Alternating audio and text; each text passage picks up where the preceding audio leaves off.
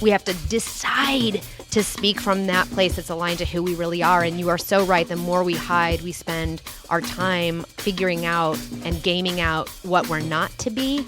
And if we spend so much time figuring out what we're not to be, we forget to develop and get in relationship with who we actually are. We have to decide every time until it gets to the point where it becomes the muscle memory that the other crap used to be.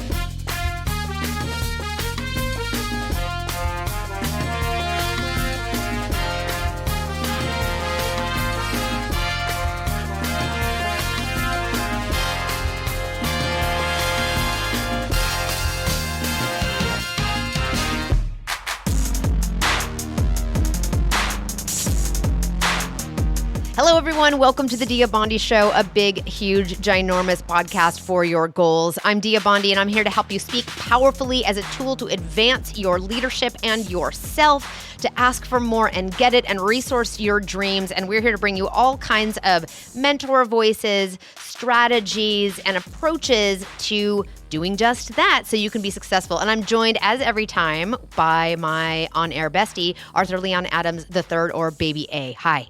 Hey, Dia. How's it going? It feels like it's been a while. We haven't recorded a podcast in a while.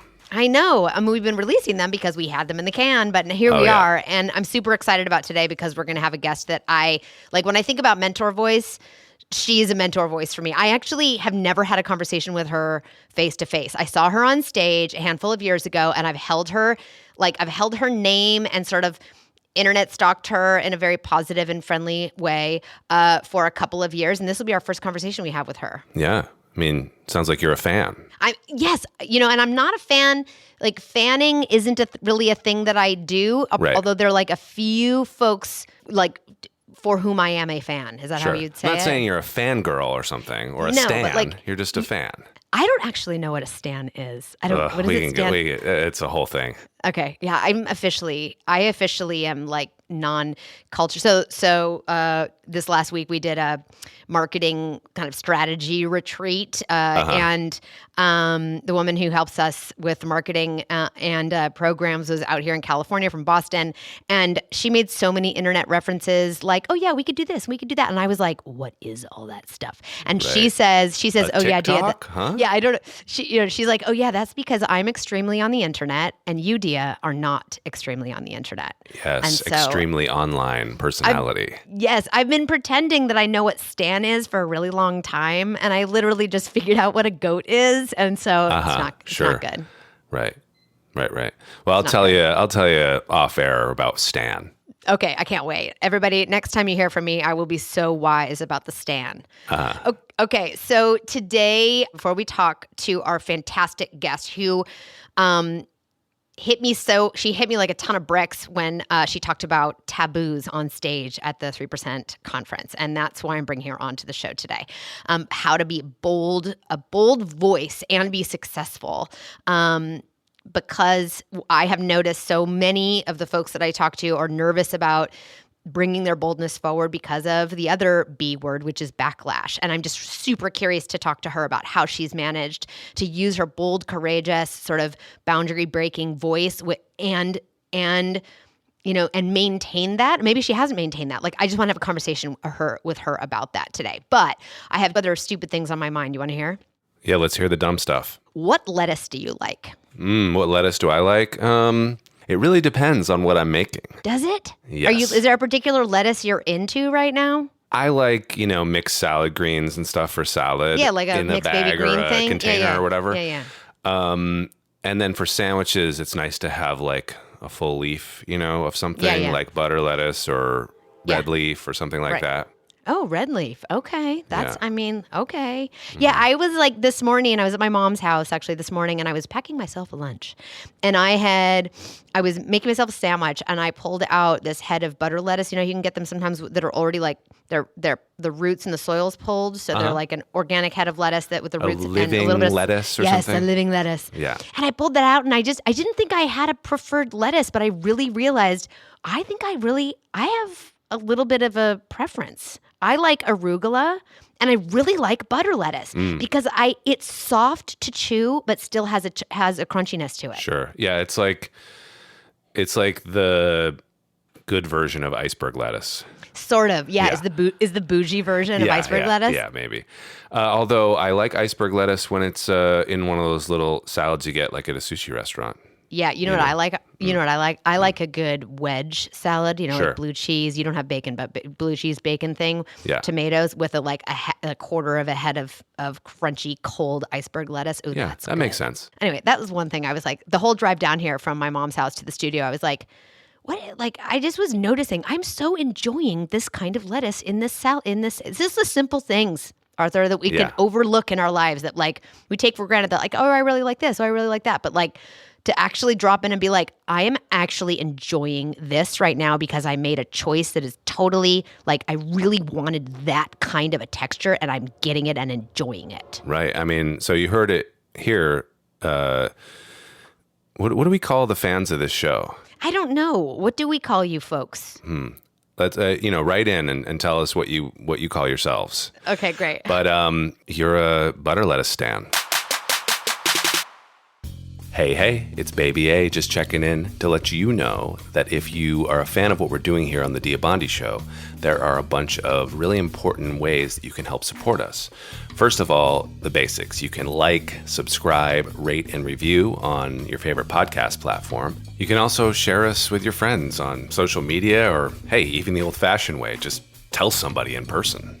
If you have a question for Dia or you want to give us some feedback, you can give us a call at 341-333-2997, and we might just play your voicemail on a future show. Okay, let's talk about Rene. Yeah. So a few years ago, I was at the 3% conference. As folks have heard me talk about before, we had the founder, Kat Gordon, on the show. And her conference is dedicated to elevating women and underrepresented folks in advertising, generating advertising by the folks who are actually who are in the population, not just made by the white male cis population. Anyway, so I went to this Pechakucha event. Do you know what Pechakucha is? Mm-mm. Pechakucha is a style of presenting where you have like, I'm going to get these numbers wrong, so somebody can correct me if you'd like, but it's like 7 slides or 12 slides or something, and every 2 minutes the slide advances, or every 20 seconds, I don't know what the interval is, it advances. The producer advances it, not the speaker, and you have to just like keep up with what's happening, and it's fun. So I did 3 or 4 Pechakuchas in a row. I just went because I wanted to watch Pechakucha, and I saw, and the one Pechakucha that really stuck with me and struck me really deeply was the Pechakucha by our guest today, Rene Hue Lipton. And we're having her on the show today because I want to talk to her about what hit me so strongly when I sat in the audience for her session. She's a woman who is so bold and unapologetic. That's how I've experienced her so far. We'll see if it's, if that changes for me or broadens. And she was on that day sort of the shock jock of the stage. And her conversation was all about taboos. And there's a moment actually in her presentation where she discusses something that really stood out to me really hard, which is this moment we're going to talk about in our conversation with her, where she made a bold choice. And to me, as a mentor voice, listening to her as a mentor voice, she's someone who can really inspire us as we go to say what's maybe unpopular or to embrace who we are, and someone who is really up for the challenge of running up against status quo. I was inspired by her boldness and her compassion at the very same time. And she's a leader. So to give you some context of where she lives in her professional world, so she's a leader in the advertising industry. She's a founder of Dame Collective, an agency that sources creatives over 40, and is currently, at the time of this recording, the senior vice president of insights at Morrow Matchbox. And most of all, she's a woman I wanted all of you to hear from. She is a self-described strategist, storyteller extraordinaire, and problem solver without compare.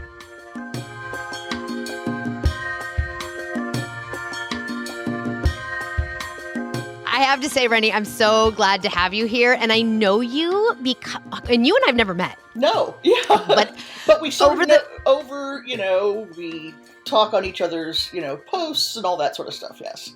We do. And I actually watched your, over the course of the pandemic, I watched your sort of daily fives that you would do. Yeah. That were really, I loved them, and they're kind of in the theme. So for folks listening, I don't know if it was every day, but a handful of times every day, week. 389 days straight. You did it all in a row like that. Yeah. Mm-hmm. And you posted sort of a top 5 for the day. Can you tell our audience, like, wasn't even the conversation I was prepared to have with you, but like, what had you start doing that? What was the instigator for that? And what were the 5s you were looking for? Right.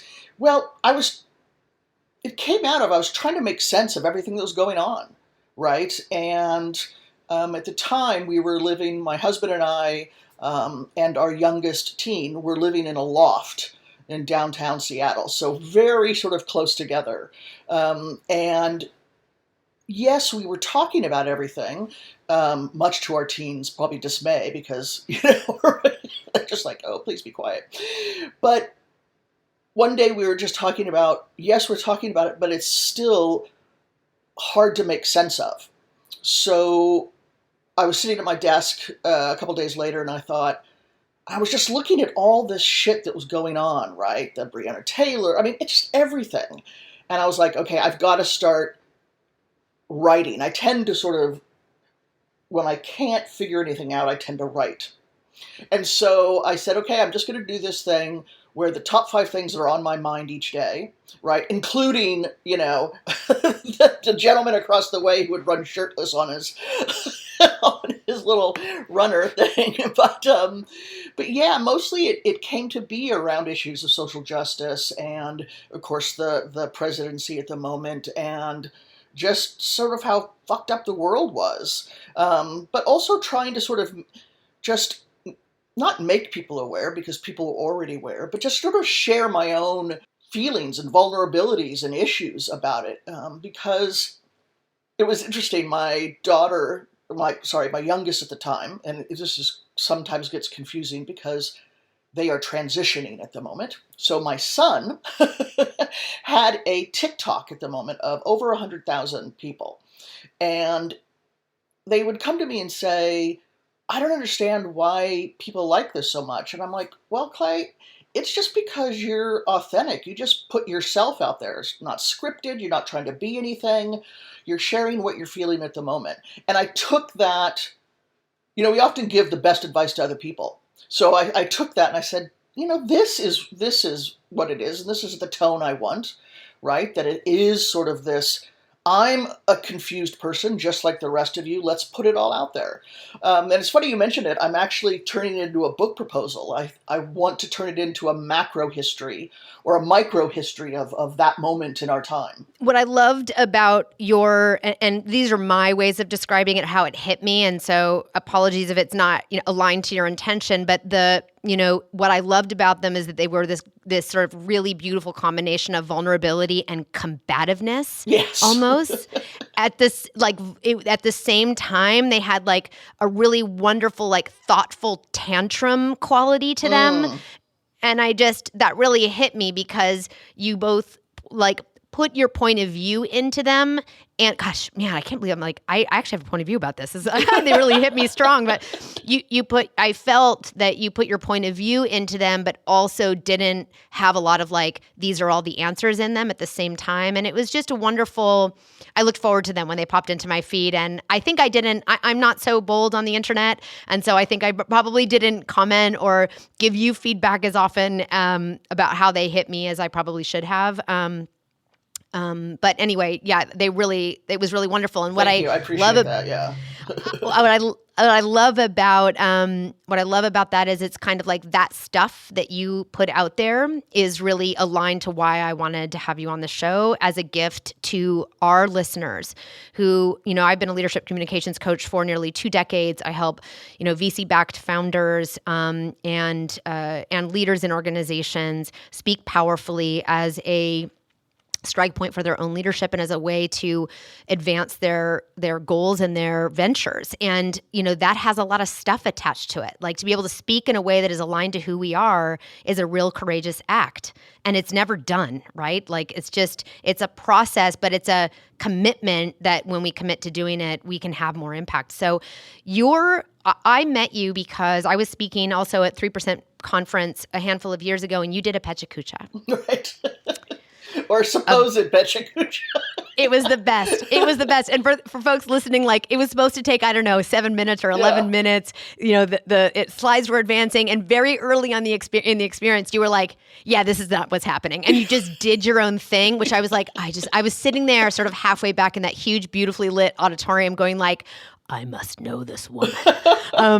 So that was the first thing that hit me. But the content of both the content and what you brought to that story you told on stage was so compelling to me. You really took on taboos head on, and really what it means to be the taboos of being a fully embodied, and what it means to be a woman with a body. Yes. And it was so wonderful. And we've pulled a little clip from that that I would like to share with you as the beginning of our conversation about what this had me think through. So, Baby A, take it away. A few weeks later, I was in a meeting where we treat our female customers as caricatures, and I told them. And it was uncomfortable and awkward as fuck. I told them that being a woman isn't simply that one thing we're having her do in the commercial. I told her it's not the 10 things, that it's 100 million difficult and wonderful things altogether, and we can't not accept that. I told them about my lack of nipples, and that sometime in stores, when I'm making a decision about makeup or glossy hair products, I forget how to be a woman because I don't have nipples, right? And I remember the terror of that meeting, but mostly I remember a few days later, this sublime, real, complex, beautiful goddamn script I saw. And it's like they got it, and they got me, and for a while I was fine, and that felt good. We need to be more vulnerable, more brave, more matter-of-fact. We can drive our industry to a place that shows us having both depression and glorious hair, and that they're both okay. As more than a frame for clothes, or at least as a frame for clothes that we're gonna ruin with any number of bodily fluids, and that's okay. Can we make sure that our bodies, inclusive of all types of bodily functions, don't just exist in museums or on the pages of a book, but within the walls of our companies and our clients and in the messages we put out in the world? And there was a great picture for this, but can we make sure that our periods aren't adorable glitter rivers down some perfect lady's fucking leg?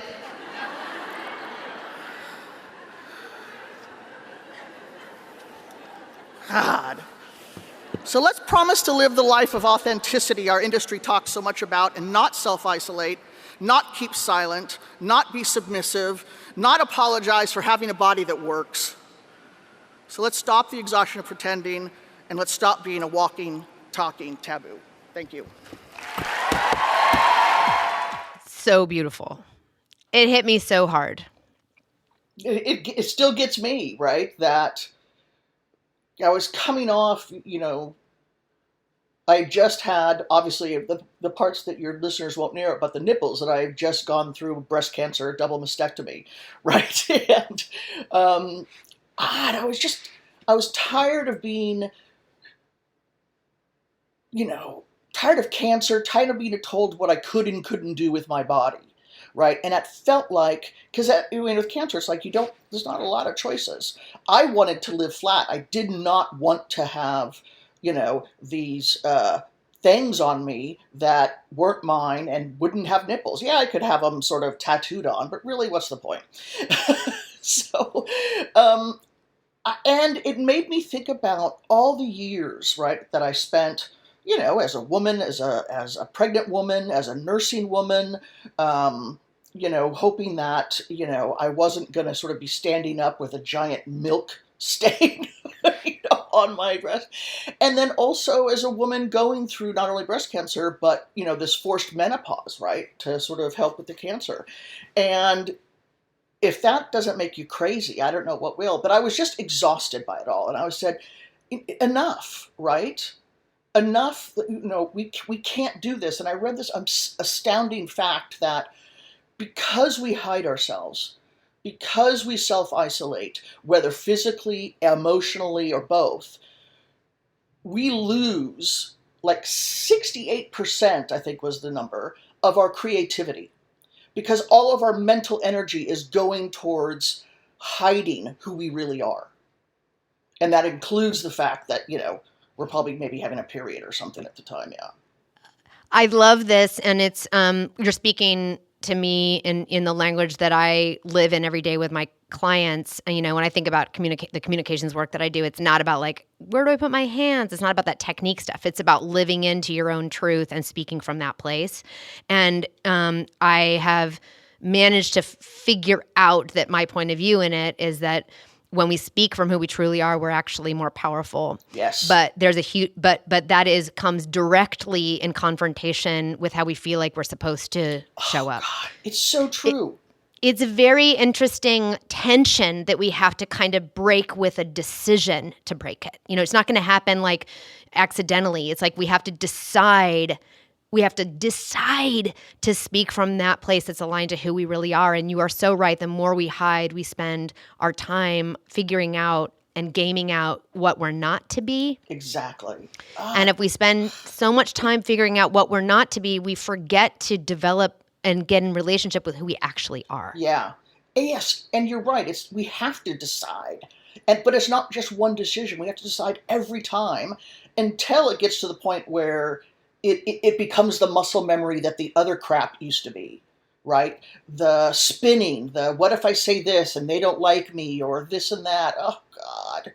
Yes. So the first piece of my conversation with you was about exactly the instigation of that talk. Like, what was it? What brought you to that talk, that topic? And I have that understanding from you. And so what has it been for you to be able to, and how have you over the course of your career, because you've had a high impact career, and I imagine you are a huge model for other women in the room, virtual or otherwise, in the world of work. Like, what is it like for you to say the thing you're not supposed to say, to make that choice? It is incredibly freeing. Right. And is that something you've always done, like since you were a kiddo, or is that something you decided you had to do at some point? Yeah, I grew up in a household where we didn't talk about the elephant in the rooms, right? And there were a lot of big fucking elephants in the room, right? And we didn't talk about it. And that sort of carried through all the way through to, my first job, second job. There were moments, right? Tracy Wong at Wong Duty used to call me Surly Red because I would put myself out there, but because I wasn't doing authentically, it always had this edge. It always has this sense of anger. It always had this sense of just, ugh, right? As opposed to just, hey, this is a thought I'm having. It's like I was trying to prove myself and say what I wanted to say all in one sentence, and nobody can do that, right? And so it came out as this, as he said, Surly Red. But over time, I found my tools. I found my tools with my body. I found my tools with my humor. I found my tools with my own voice.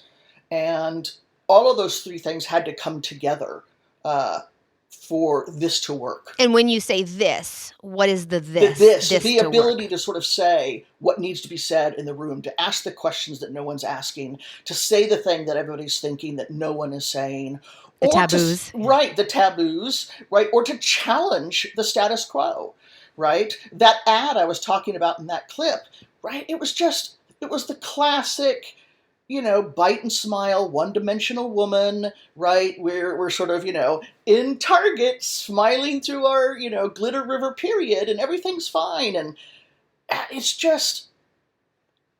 one of those moments where it's like, how can anybody in this, you start looking around going, why isn't anybody else in this room like freaking out like I am? But maybe they are, but no one says anything.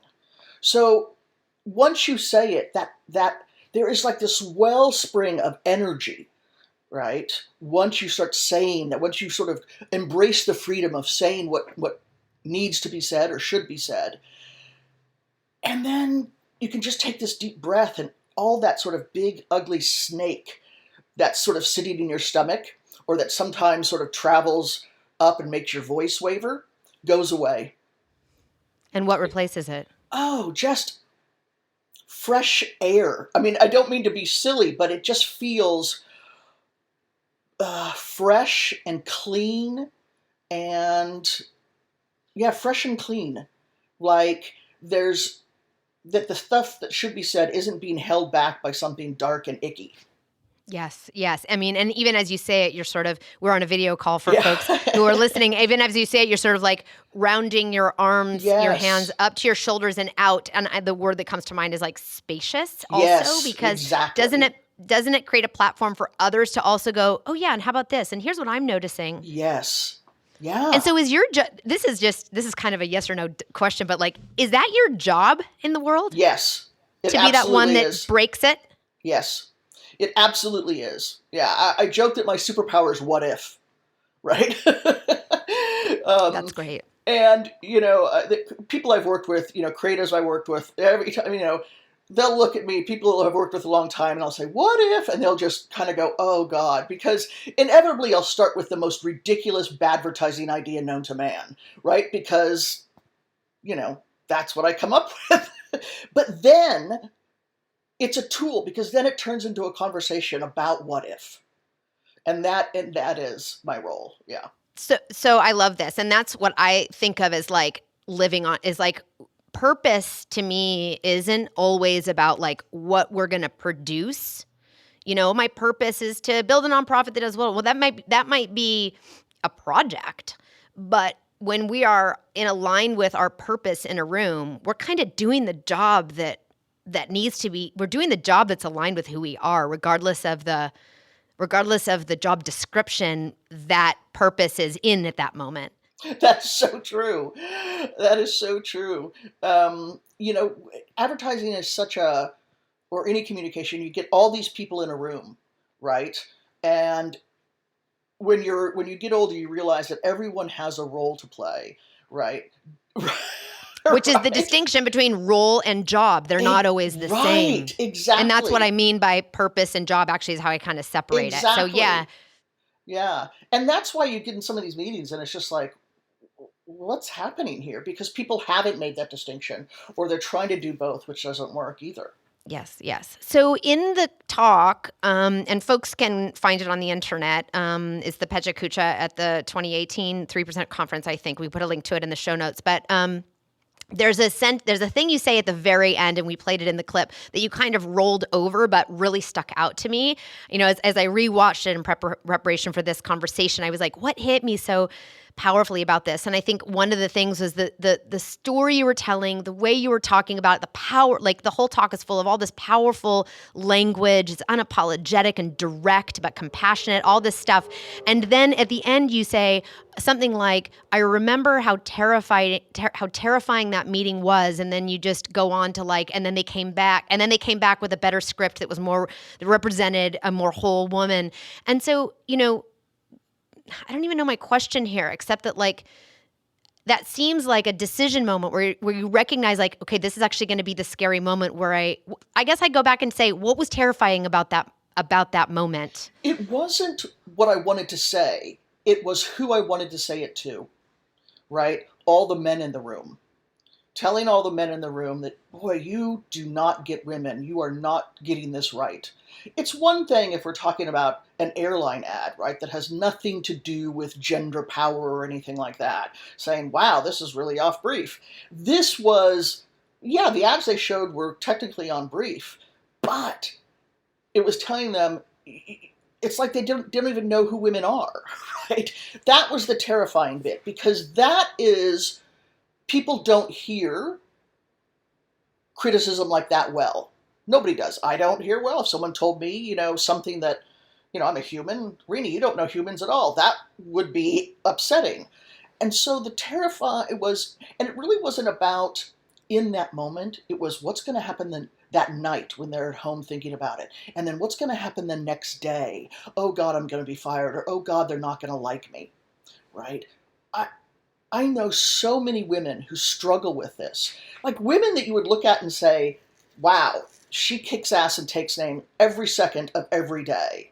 And yet they all say, yeah, I go home at night and I start sort of this thing in my head and, oh my God, they're going to do this and then I'm going to get fired and then nobody's going to love me. And then, and that's what I was terrified of, because that is so detrimental, right, to my health, to my relationships with those people, because as soon as that starts happening, I start acting differently around them. Yes, I hear two themes in there that are really common themes in the work that I do. So it's aside from my communications work, we also have a project in my business called Ask Like an Auctioneer, aimed at helping 1 million women ask for more and get it, using my impact hobby of auctioneering. And when women in my workshops want to ask for more. And it's not always about money, right? It can be about visibility, a lead on a project, being a vocal representative, like more authority over decision-making. Like it can be a myriad of things.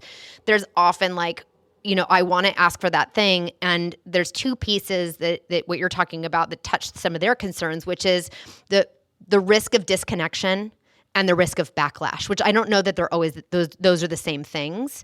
But yeah, the risk of disconnection and the risk of backlash. Yeah. How have you managed that in your career? In the beginning, I did not deal with it well at all, right? I was still in that mode of, who do I have to be? What do I have to look like? What do I have to sound like? What are they going to want to hear? Right? How can I sound smart right now? What's the next thing I'm going to say? All this stuff that gets in the way of that sort of spaciousness where you can actually be authentic and sort of actually hear, right, from people, and then in your own head, what would be good to say right now. And, you get all tight and your body gets tight and your voice gets tight and it comes out as that edge. And I would spend all my energy worrying, right? I didn't, and then, right about the time I got to the point where I made the decision to do this, I also had to make the decision to say, fuck the backlash, right?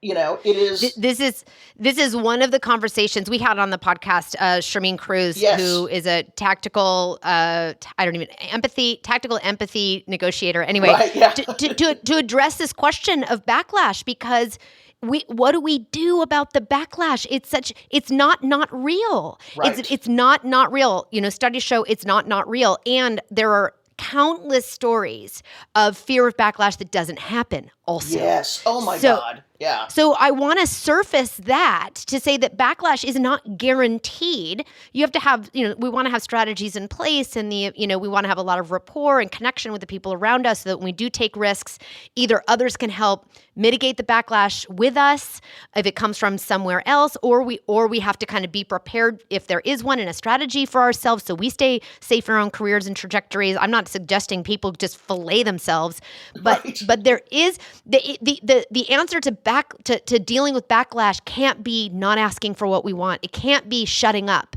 It can't be don't advocate for yourself. It can't be don't say what needs to be said. Right.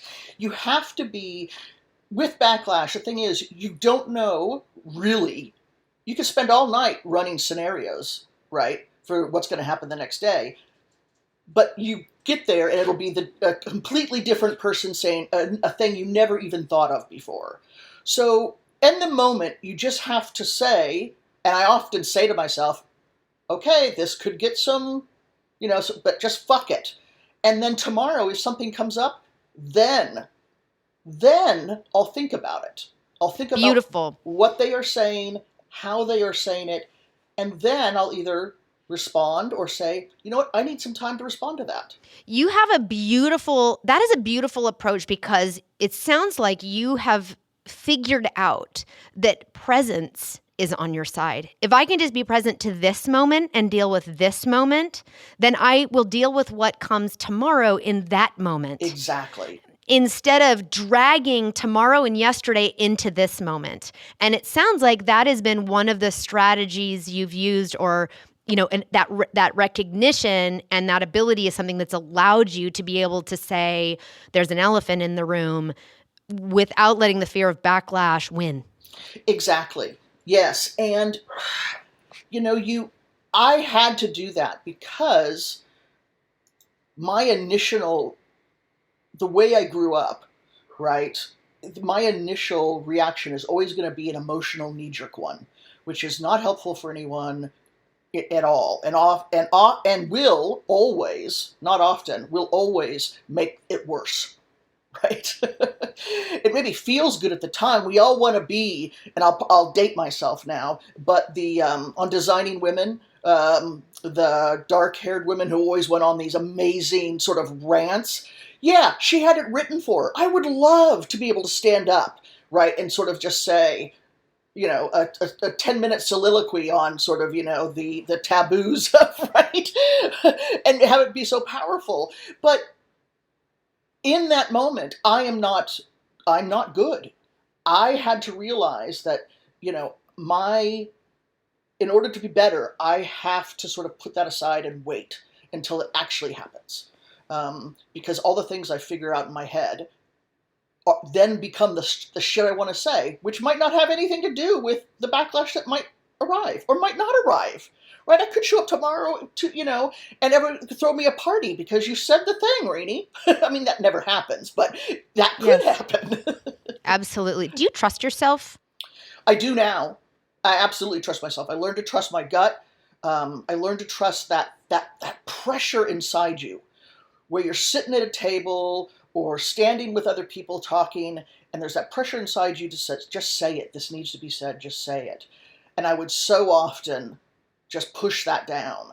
And then I realized just by taking that chance once in a while, saying it, okay, the world didn't end. Okay, this felt good. And we can't deny that part. When you do something and it feels good, embrace that, right? We so often will say to ourselves, okay, fine, it felt good, blah. Right? It's like we can't take a... But I hear you saying not the sort of hedonistic feel good. No. You're talking about alignment feel good. Yes. Like that was aligned with who I am and the impact I was trying to have. Exactly. Yes. Well said. Right. Because this is not an opportunity to just be confessional and to just shit all over everything. No. Right. But I hear you being very thoughtful and taking these risks when your body is in a cooler state than when it's really wound up. I hear that as a strategy you maybe have Very used much. over your life. Yeah. Do I still have those moments where I don't take the time? Sure. Human, but I can say that 90% of the time now, and that used to be flipped. So I sort of as the final sort of discussion, I want to, and I know for folks who are listening, this isn't like, how do you build a business or how do you be a great creative? This is about how do you walk, you inspired me as a mentor voice to think about how I can and other people that come across the work that we do and folks who listen to this podcast, walk in personal power and compassion for, at the same time as a source of impact and strength, not as like just a bulldozer, Yes. So in that, let's talk about impact for a second. So you had a real strong impact on me in that moment, which I think is why I asked you, like, is this your job in the world? And I say job, I mean purpose, like right. to break something open for other people a little bit. How do you think about impact in your own life and career? Yeah. When I saw that question, it scared me a little bit. Good. But that's my purpose. And I sort of just, I sat myself down and I sort of took my breaths and I realized that what I thought about it was all those moments I missed because I was too busy running, too busy trying to think of the smart thing to say, too busy trying to sort of just sit and take it all in, right? The impact that others could have had on me that I missed because I was too busy trying to be something else in that moment. And oh my God, right? Just the people that I have been incredibly lucky, right? Between Roy Spence, but Judy Trabulsi, right? One of the other partners at GSD&M, right? They always used to joke that Judy Trabulsi was the ampersand at GSD&M, right? Because she didn't get her initial. And even now, I just am so angry about that, right? Because she rocks. But all these amazing people who, if I had let it happen, could have had an impact on me. And I could have learned things so much earlier, right? That's what I think about. And I think about that during those moments when I feel like running, right? I'm a runner, right? I have an argument with my husband. Fine, let's get divorced. It's ridiculous, right? But it is this sense of when things go wrong, I'll go home, right, to the ranch where I grew up. It is this sense of I am a runner. And I would do that in moments of not just high stress, but high importance, right? High stakes moments. Exactly. And I've really learned to sort of just bury my feet in the sand and not let myself move and just be there. That's so wonderful. And that's that decision to stay engaged. And I hear you talk about impact, not just on the impact that you have on others, but on what you engage in that allows folks to have impact on you. It's interesting. The impact on others, I always think about first in relationship to my kids, right? My kids grew up to be interested in interesting people. And I think a part of that was that I was always more authentic at home, right? I was always more vulnerable at home. I was always more open and that at home. And so I think, I'd like to think I modeled that for them. And so it was literally like one day going, well, why can't I do that? And I was thinking, for the other women in the room is what I was originally thinking. I've had, young advertising men come up to me and say, that was amazing, but mostly it's women saying, God, yes, how do you do that? I'm like, you just do it. But, that they're talking about is to break something in the room that needs to be broken. Exactly. Yeah. Is to speak up. So for women earlier in their careers, women and underrepresented folks across the board, who for whom the risk feels greater to speak, to break something in the room. And I say break in terms of something positive, not what is your wish for them?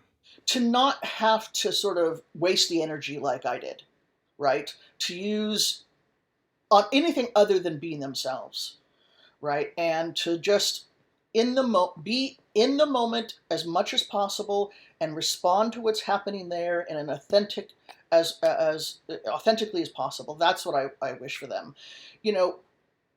Roy Spence would say things like about a brand. You need to be a better you and not a worse them. I always took that to, as a personal thing. How do I be a better me and not a worse so-and-so? If I was trying to be like, I worked with this woman named Haley Rushing, who is astounding in so many ways, right? But I could never be here. Why would I, she wouldn't want me to be here. She wants me to be me, right? But early on, I would find myself, she was sweet and brilliant and sweet, and I'm not sweet. I used to wish I was, but then I was like, Jesus, Rene, don't be a twit. It's just not you. But just be a better you, not a worse them. So I'm a mom too. I have two kiddos, and something I've kind of recognized now that my kids are middle school, high school age, is that what was really tough to parent in them when they were much younger right now is actually like one of their greatest assets. And I tease my friends that all the things that are, that are our liabilities when we're kids are our assets when we grow up. I got in trouble a lot for a big mouth, and now I use my mouth to have impact. So there it is. So what I'm curious about for you is what is a thing that maybe you were punished for earlier in your career, but is now something you are rewarded for? Yeah, right? It is the energy. When you try and push that energy down, it doesn't mean it goes away. It just sits there in a different form, right? And I've been told hundreds of times in my career, Rene, whatever mood you're in, that's the mood of the room. You have to control it, right? And it's true, right? If I come into a meeting in a bad mood, you can see it on my face, you can see it in this, and it does affect people. I don't know why I was blessed with that power, but I was. And before I sort of figured it out and started using it for good, I would have that sort of angry, pulsing sort of edginess. And people didn't know, my bosses didn't know how to deal with it because they didn't know what it was, right? They weren't sure if I was just an angry young woman or what I was dealing with them. A lot of them didn't even care to try. They would just say, fix your personality in the room. No one ever asked, what's going on? Literally, no one ever asked. So when I confused boldness with sort of an angry edge, right? That's not a combination that works kind of for anyone. And so I had to figure that out. And that's what I would be punished for early in my career. Now I can look back at sort of key points, key meetings, or key presentations where I would just go, oh man, if I'd have known then, man, I would have nailed that, right? We were pitching Kia and I was standing in for someone, which meant I was speaking their words, which is a no-no to begin with, right? But I was nervous. It was just one of those days where everything was going wrong. And the lead gentleman from Kia, sitting there literally in a Nehru jacket, it was classic. As I was talking, he just kept sinking. Like, he was so embarrassed for me, he was cringing and sinking behind the desk. And I was seeing that going, oh my God, this is really happening. So then I was trying, it was disaster of epic proportions. I lost that pitch for them. I can say that now. But God, if I was the person I am now, he wouldn't have been cringing. He would have been standing up and clapping, right? He would have been, woo-hooing, because that would have been sort of the energy and the authenticity and, my words that I had brought to that meeting. Yeah, I hear that your energy later in your career that used to be a punishable type of energy, you have harnessed it, which isn't to say controlled it or restricted it, but harnessed it in a way that now it's an incredible asset for you. Yes, I use my power for good now. I love that. That's beautiful. Rene, it's been a joy talking to you. Same. And I'm so thrilled to know you and to have you on the Dia Bondi Show. This has been a blast, and next time we're at the same conference, we'll have a drink together, hopefully. We sure will. This podcast is a production of Dia Bondi Communications and is produced and scored by me, Arthur Leon Adams III. You can like, share, rate, and subscribe at Apple Podcasts, Google Podcasts, Spotify, Stitcher, or wherever you get your favorite podcasts. Find us at diabondi.com or follow us on Instagram at The Dia Bondi Show. Want to shoot us a question for the show? Call us at 341-333-2997 and maybe you'll hear your question answered on a future episode.